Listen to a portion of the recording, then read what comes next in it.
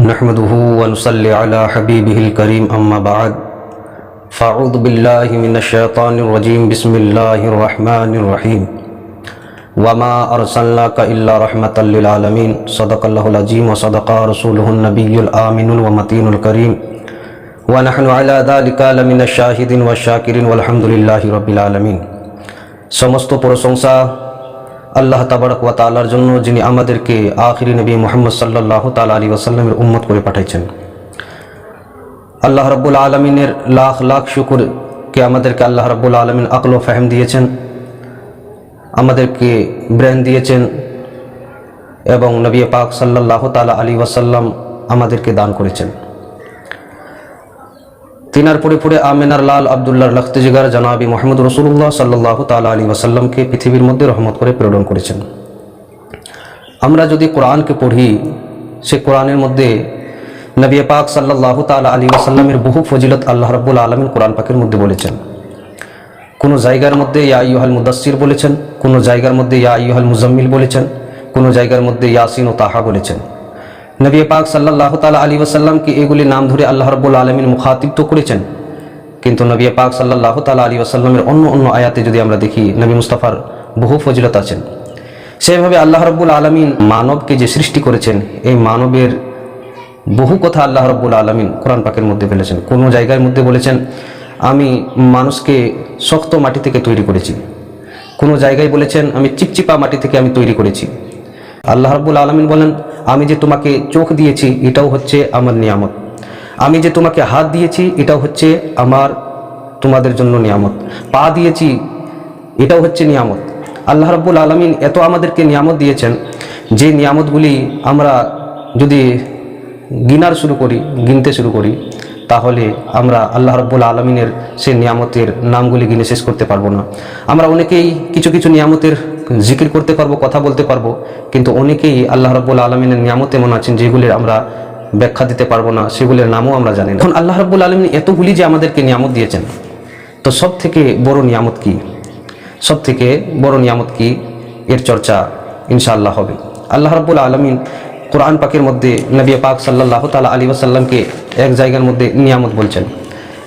আসেন হযরতে ইবনে আব্বাস রাদিয়াল্লাহু তাআলা আনহু এক আয়াতের তাফসীর করছে, আলাম তারা ইলাল্লাযীনা বাদদালু নি'মাতাল্লাহি কুফরান। এই আয়াতের ব্যাখ্যায় হযরতে ইবনে আব্বাস রাদিয়াল্লাহু তাআলা আনহু বলেন, নিয়ামত কি? হযরতে ইবনে আব্বাস বলেন, নি'মাতুল্লাহি মুহাম্মদ, আল্লাহর নিয়ামত হচ্ছে মুহাম্মদ সাল্লাল্লাহু তাআলা আলাইহি ওয়াসাল্লাম। তো নবী পাক সাল্লাল্লাহু তাআলা আলাইহি ওয়াসাল্লামকে আল্লাহ রাব্বুল আলামিন নিয়ামত বলছেন। তো যাহা কিছু আমাদেরকে আল্লাহ রাব্বুল আলামিন নিয়ামত দিয়েছেন, সমস্ত নিয়ামতের থেকে বড় নিয়ামত হচ্ছে মুহাম্মদ। তো নিয়ামত যখন আমাদেরকে আল্লাহ রাব্বুল আলামিন দান করেছেন, সেই নিয়ামতকে কি করতে হবে? আল্লাহ রাব্বুল আলামিন সূরা দুহার মধ্যে বলছেন, ওয়া আম্মা বিনি'মাতি রাব্বিকা ফাহাদ্দিস, ওয়া আম্মা বিনি'মাতি রাব্বিকা ফাহাদ্দিস, তোমরা আমার নিয়ামতগুলির চর্চা করো। তাহলে বোঝা গেল আল্লাহ রাব্বুল আলামিন যে আমাদেরকে নিয়ামত দিয়েছেন, সেই নিয়ামতের চর্চা করতে হবে। আর সেই নিয়ামত কাকে বলছেন আল্লাহ রাব্বুল আলামিন? সেই নিয়ামত বলছেন নবী পাক সাল্লাল্লাহু তাআলা আলাইহি ওয়াসাল্লাম। নবী পাক সাল্লাল্লাহু আলাইহি ওয়াসাল্লামের তোমাদেরকে চর্চা করতে হবে। আরেক জায়গার মধ্যে আল্লাহ রাব্বুল আলামিন বলছেন, ওয়া মা আরসালনাকা ইল্লা রাহমাতাল লিল আলামিন। নবী মুস্তাফার এই আয়াত হচ্ছে মিলাদের সম্পর্কে। নবী পাক সাল্লাল্লাহু তাআলা আলাইহি ওয়াসাল্লামকে যে আল্লাহ রাব্বুল আলামিন পৃথিবীর মধ্যে পাঠাবেন, তার আগে আল্লাহ রাব্বুল আলামিন নবী মুস্তাফা সাল্লাল্লাহু তাআলা আলাইহি ওয়াসাল্লামের মিলাদ বয়ান করছে। এখন কথা হচ্ছে, মিলাদ বলে কাকে? মিলাদ মৌলুদ থেকে এসেছে। আমরা দেখতে পাচ্ছি লেখা আছে মৌলুদ। এই কিতাবের নাম হচ্ছে আল কামিশুল জাদিদ। এটা হচ্ছে একটা আরবি লগাত। এর মধ্যে মৌলুদের মানে আমরা দেখি, মৌলুদ মানে হচ্ছে মিলাদ। এখন আমাদের একটা মোতাবার কিতাব আছে ফিরোজুল লগাত উর্দু। এখন মিলাদুন নবীর মানে আমরা দেখব। এই কিতাবের মধ্যে আমরা দেখতে পাচ্ছি আন্ডারগ্রাউন্ড করা আছে নবী পাক সাল্লাল্লাহু তাআলা আলাইহি ওয়াসাল্লামের মিলাদ সম্পর্কে।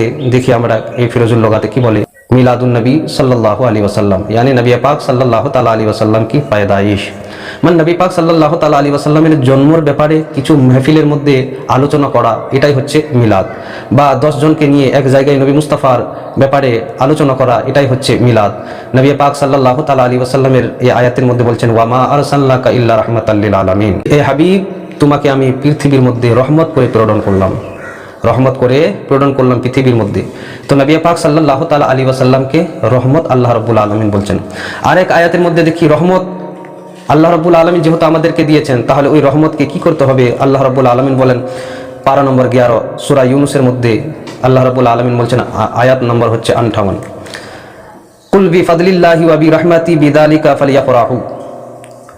আল্লাহ রাব্বুল আলামিন বলেন, কুল, এ হাবিব তুমি বলে দাও, বিফাদলিল্লাহি, আল্লাহর ফজল। লফজি মানা করছি যেন আপনাদের বুঝতে যেন সহজ হয়ে যায়।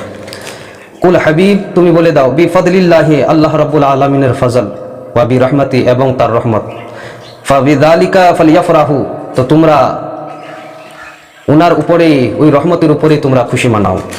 তো রহমতের উপরে আল্লাহ রাব্বুল আলামিন খুশি মানাতে বলছেন। তো রহমত আল্লাহ রাব্বুল আলামিন কাকে বলছেন? ওয়া মা আরসালনাকা ইল্লা রাহমাতাল লিল আলামিন। তাহলে বোঝা গেল নবী পাক সাল্লাল্লাহু তাআলা আলাইহি ওয়াসাল্লামকে আল্লাহ রাব্বুল আলামিন রহমত বলছেন, আর ওই রহমতের উপরে আল্লাহ রাব্বুল আলামিন অন্য আয়াতের মধ্যে আল্লাহ রাব্বুল আলামিন ব্যাখ্যা দিচ্ছেন তোমরা রহমতের উপরে খুশি মানাও। আর শুধু নবী পাক সাল্লাল্লাহু তাআলা আলাইহি ওয়াসাল্লামকে যে তোমাদেরকে আমি রহমত দিয়েছি, দান করেছি, এটাও হচ্ছে আমার নিয়ামত। ওয়া আম্মা বিনিয়ামতি রাব্বিকা ফাহাদ্দিস, তোমরা আমার নিয়ামতগুলির চর্চা করো। যতগুলি আল্লাহ রাব্বুল আলামিন নিয়ামত দিয়েছেন, সবথেকে বড় নিয়ামত হচ্ছে নবী পাক সাল্লাল্লাহু তাআলা আলাইহি ওয়াসাল্লাম। তার জন্যই নবী পাক সাল্লাল্লাহু তাআলা আলাইহি ওয়াসাল্লামের মিলাদ মানা, এটাও হচ্ছে একটা মুস্তাহাব তরিকা। হযরতে ইসমাইল হাক্কি রাহমাতুল্লাহ আলাইহি বলেন, নবী পাক সাল্লাল্লাহু তাআলা আলাইহি ওয়াসাল্লামের মিলাদ করা মানে নবী মুস্তাফার তাজিম করা। এক মুহাদ্দিস গুজরেছে, যার কিতাব প্রত্যেক মাদ্রাসায় পড়া হয়, যার কিতাবের নাম হচ্ছে তাফসিরে জালালাইন, প্রত্যেক মাদ্রাসাতে দরসে নিজামিতে আছে। সেই জালালউদ্দিন সিয়ুতি রাহমাতুল্লাহ আলাইহি বলেন, ওয়াকাল আল ইমামুল সিয়ুতি ইস্তাহিব্বু লানা ইজহারু শুকরি মাউলিদিহি আলাইহিস সালাম। হযরতে জালালউদ্দিন সিয়ুতি রাহমাতুল্লাহ আলাইহি বলে, পাক সাল্লাল্লাহু তাআলা আলাইহি ওয়াসাল্লামের মিলাদের শুকর করা এবং খুশি মানা, এটা হচ্ছে মুস্তাহাব তরিকা। তাহলে মুস্তাহাবের প্রতি আমল হবে নবী পাক সাল্লাল্লাহু আলাইহি ওয়াসাল্লামের মিলাদ কেউ যদি বয়ান করে। আজকে অনেকেই বলে থাকেন যে নবী পাক সাল্লাল্লাহু তাআলা আলাইহি ওয়াসাল্লামের মিলাদ মানা যাবে না। আসেন আমরা আরো কিছু মুহাদ্দিসদের কথা শুনে নিই। সুলতান সালাহুদ্দিন আইয়ুবীর এক জামাইদা ছিল, যাকে আমরা বহনই বলি। তার নাম ছিল আবু সাঈদ মুজাফফর। তার বয়ান বিদায়া ওয়া নিহায়া কিতাবের মধ্যে খণ্ড নম্বর 9 পৃষ্ঠা নম্বর 18 মধ্যে ইমাম যাহবি এবং ইবনে কাসির রাদিয়াল্লাহু তাআলা আনহুর কওল আছে। তারা বলেন, ওয়া কানা ইয়াসরিফু আলাল মাউলিদিহি ফি কুল্লি সানাতিন সালাসাতা মিআতিন আলফি দিনারিন। তারা বলেন যে হযরতে আবু সাঈদ মুজাফফর নবী পাক সাল্লাল্লাহু তাআলা আলাইহি ওয়াসাল্লামের শুধু মিলাদেই মানাতো না, 3 লাখ দিনার খরচ করতেন নবী মুস্তাফার মিলাদে। নবী পাক সাল্লাল্লাহু তাআলা আলাইহি ওয়াসাল্লামের মিলাদ শুধু আজ থেকে না, নবী পাক সাল্লাল্লাহু তাআলা আলাইহি ওয়াসাল্লামের মিলাদ তখন আল্লাহ রাব্বুল আলামিন মানাইছিলেন যখন কোনো মাখলুক আল্লাহ রাব্বুল আলামিন তৈরি করেন নাই। তখন নবী পাক সাল্লাল্লাহু তাআলা আলাইহি ওয়াসাল্লামের আলামে আরওয়াহে আম্বিয়াদের রূহদের সামনে নবী পাক সাল্লাল্লাহু আলাইহি ওয়াসাল্লামের মিলাদ মানাচ্ছেন আল্লাহ রাব্বুল আলামিন। এখন অনেকে প্রশ্ন করতে পারে যে নবী পাক সাল্লাল্লাহু তাআলা আলাইহি ওয়াসাল্লামের মিলাদ আল্লাহ রাব্বুল আলামিন কেমন করে মানাচ্ছিলেন।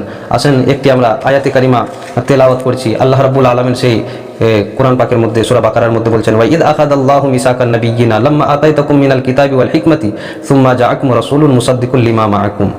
নবী পাক সাল্লাল্লাহু তাআলা আলাইহি ওয়াসাল্লামের মিলাদ মানাচ্ছে আল্লাহ রাব্বুল আলামিন বলছেন, যখন আল্লাহ রাব্বুল আলামিন সমস্ত নবীদের কাছে আহদ নিলেন, ওয়াদা নিলেন कि तुम्हाদের কাছে আমার নবী আখরি নবী মুহাম্মদ সাল্লাল্লাহু তাআলা আলাইহি ওয়াসাল্লাম যদি চলে আসে এবং তোমাদের কিতাবের যদি সে তাসদীক করে দেয়, তাহলে তোমরা নিজের শরীয়তকে ছেড়ে নবী মুস্তাফা সাল্লাল্লাহু তাআলা আলাইহি ওয়াসাল্লামের প্রতি ঈমান নিয়ে আসবে।